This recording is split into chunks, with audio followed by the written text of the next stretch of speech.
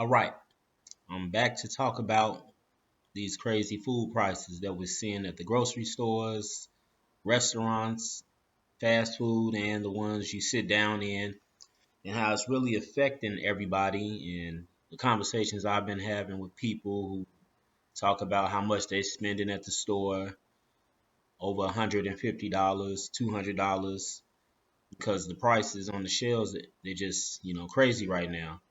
They're going up and up, and, it's inflation has something to do with it as well. And now I'll be transparent with me. I'm only averaging $50 each time at the grocery store because it's just me, no kids, no pets. And the two stores that I'm at are Jewel and Walmart. Those are my main two that I go to. And the only time the price goes over $50 is if I have to get tissue or paper towels or mouthwash, things that don't run out as quick as the food does, and so then that'll up the bill sometimes. But I'm averaging $50 each grocery trip, and that's just to get milk, orange juice, vegetables, French toast, maybe some popcorn, turkey bacon, turkey sausage, and mashed potatoes, and that's about it. I got a limited list, and so it keeps the price low. So I don't really complain when it comes to the high food prices. But I hear the conversations, and it is out of control. I was in a Walgreens in Chicago one time, and they had Oreos, not the family size pack, just the regular size pack, for $6.99 plus tax. Whereas that same pack at in Walmart on 176 in Torrance or Jewel out there in Munster, Indiana, was between $4.30 and $5. So I don't know if Chicago has some extra tax with their groceries in addition to the inflation, but that was one of the examples I saw of price going up with just those cookies. And so I know I hear a lot of people complaining about price of chicken wings and just the extra that they got to pay, especially if you got kids, a cat or a dog, food for them, it's the cost just combines itself, and so it really makes going to the grocery store tough. So you see people out here trying to get Link to help ease some of the pain and help their bank accounts when it comes to grocery shopping. And there's a lot of stories about it that are out here. I'm going to play this one. It explains a little bit about why this is happening. Are feeling the pinch when it comes to the cost of food. Overall inflation is certainly easing or slowing, if you will, but new Labor Department data shows that the amount being spent on eating has hit a 30-year high. Restaurants and food company executives blame rising labor and production costs. So joining me now with more on this is Jessie Newman. She is a food reporter for the Wall Street Journal. Jessie, good to see you. So according to the USDA, consumers spent more than 11% of their disposable income on food in 2022. That is the highest since 1991. So I want you to explain what that means, because we're not just talking about your grocery bill. We're talking about all spending on food.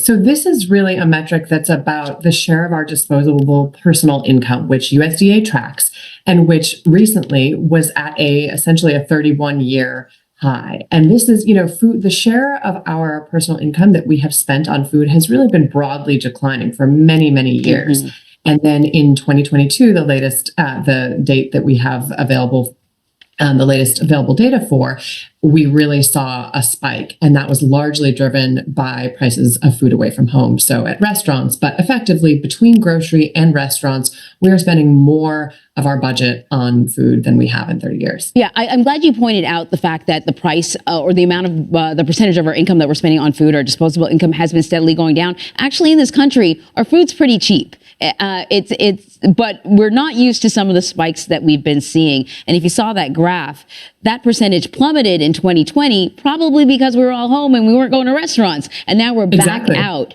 But I remember just like a few months ago, something went viral on social media. It was about the cost of fast food. People were complaining that these fast food value meals were costing too much. And fast food restaurants are really trying to be creative to get our business back. What have they been doing to sort of adapt? Right. So both at grocery and in restaurant, we've been seeing more deals. So, these companies are trying to, get us back, and get us spending all our dollars by offering deals, whether it's, in grocery stores, 2 for 1, in restaurants. We've seen some deals on pasta and noodles, but at the same time, consumers are telling us that they're starting to do things like forego treats when they go out to eat. So they'll share a meal, or they won't buy booze, or they won't buy dessert. So it's an uphill battle. So then, what are the factors contributing to this? Obviously, it's not just the cost of the raw materials, the food. There are other things as well. That's right. And both for food manufacturers and for restaurants, labor is a huge factor.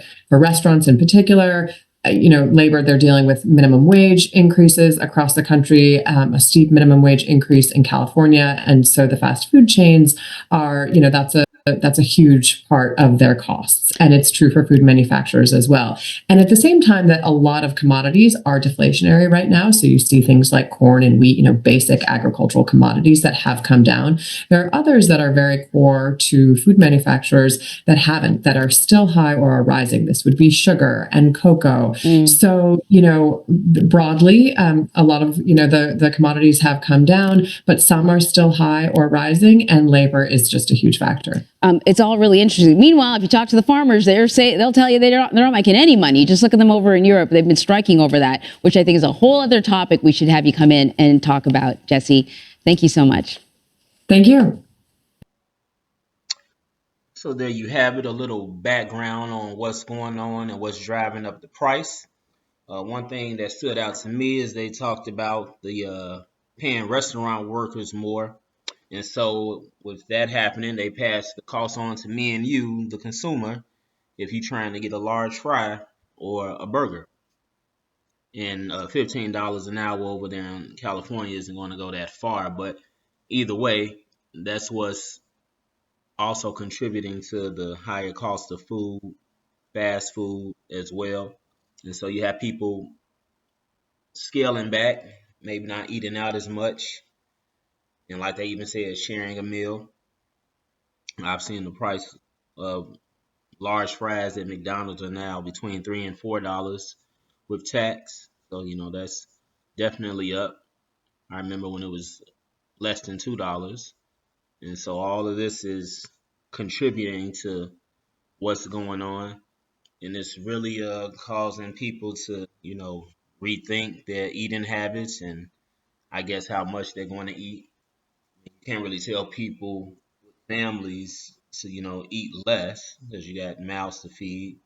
Like I said, with me, it's just me. It's no pets, no kids. So, I have a little bit more of a wiggle room. But, to families out here, that's not necessarily an option.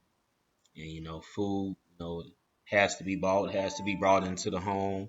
And so it's definitely puts people between a rock and a hard space. And I want to bring up another story about a lady here where she's living in Detroit and she's living off of Social Security. And she's getting $1,900 a month in Social Security, and she only gets $23 in food stamps. And so you see here where it says the increase in prices, not only with food, but just the cost of living, is squeezing her wallet. And so she has a hard time with groceries, paying her bills. And so everything is just putting pressure on everyone. High food prices around the country. This lady again is in Detroit, Michigan. So, Marilyn Miller. And then you've got other people being affected. this is more going towards the actual fast food. And this guy, Kevin Roberts, he's talking about how when he can get cheeseburger, fries, and a drink from Five Guys for $10, but that was years ago. And so now, like they've said, fast food prices have went up. And then this is interesting down here. Back in January, they took a poll and they said that 25% of people who make under $50,000 a year in the United States were cutting back on fast food because the cost is just too high. So now something that was cheap and fast has just become a treat for a lot of Americans. Inflation, all of that is just really putting people in a bind, and this people are having to choose between real necessities, and then having to explain it to maybe their kids, hey, we can't eat this today, and you just got to eat what's in the house and budget on your groceries. So it's definitely it's not a fun time, and I don't know how any of you listening, how you spend on groceries, how much do you spend on average, and what you have to buy, how big your family is, or if you're the only person, how you spread out the grocery budget. But I would say, don't if you got to cut out fast food, going to dine-in restaurants like an Olive Garden or Ruth Chris, wherever you go to eat, cut that out and try and keep your head above water. Don't splurge on food that's not needed, and maybe just once a month until this inflation gets under control. And don't break the bank on food or other things that are not necessary. All of this comes into play. It's not just the food, but that's just something I wanted to focus on with this video, because I've had conversations with other people and they telling me how much they've had to spend and they are not happy.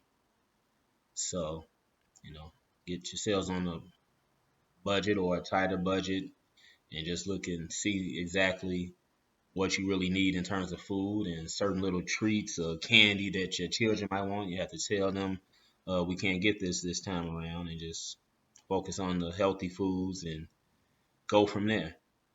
So let me know how the groceries are affecting your wallet in the comments. Like, share, and subscribe.